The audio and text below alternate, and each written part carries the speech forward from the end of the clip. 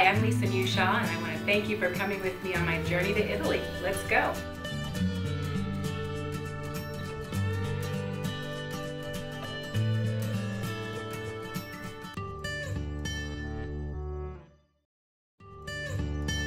I got involved with producing olive oil on a pure accident.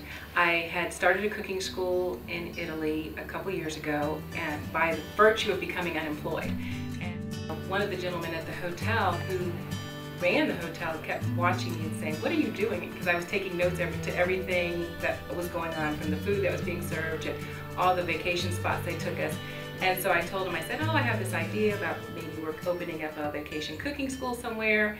So, you know, just doing some homework." And he goes, "Well, if you ever decide to do it here, let me know." Well, long story short, what was supposed to be a 10-day trip turned out to be a 5-week journey. We became fast partners, so I ended up partnering with the gentleman at the hotel. And his name is Gianfranco Natali, and we've been partners now for almost 10 years. So that's how we got started, via the cooking school, which was the first thing that we did successfully for about 5 or 6 years. And each year during cooking school, it's in the fall, and each fall is the harvest for olive oil. So we always were taking our class to the mills so that we could show them, you know, part of the olive harvest process and also what goes on in the mills. And then also so people could basically buy fresh olive oil within 1 week of production. So 2 or 3 years into that, I thought this is a really great thing, and it was the one thing that people always talked about after they came back from our trips. And so I looked into it, and 4 or 5 years after that, we finally went ahead and were able to acquire the North American rights to the oldest olive oil mill in Pistoia.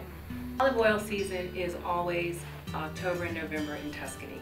And we went to a small little village called Larciano in Pistoia. Pistoia is one of the regions within Tuscany.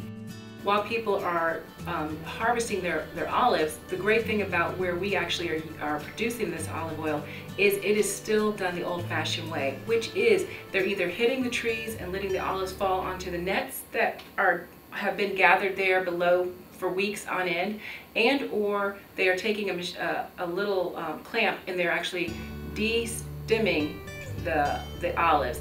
And that is so important. So when you see the footage, you're going to see that you see very minimum hand touch on the olives. People work with gloves, 1, and 2, the reason that you're having the olives fall onto the nets is so they can gather them without having to touch them with their hands, because you don't want to mess up the acid level of the olives.